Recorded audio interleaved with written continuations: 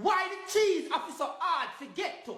We have to beat. I'm tired of seeing the stress, anger, and frustration on my timeline all about how to open a tin of Tastee's cheese. I'm gonna show you guys exactly how to do it, so pay attention. Grab your tin of Tastee's cheese, grab you a cloth, grab you a knife, and also grab you a tin opener. Put your Tastee's cheese on a counter and you're gonna roll it like this. Boom now.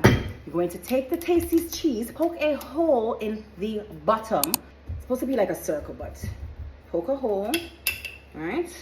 Poke a hole, all right? You got the hole in the bottom of the cheese. Flip the tin over, and you're gonna open it with this, okay?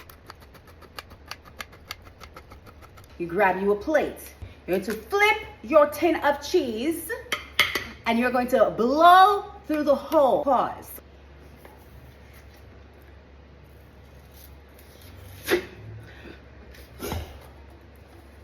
And voila, you have successfully gotten your Tastee's cheese out of the tin. Nice, clean, quick, and easy. Send this to a Jamaican. Save this video. Sick of y'all. You're welcome.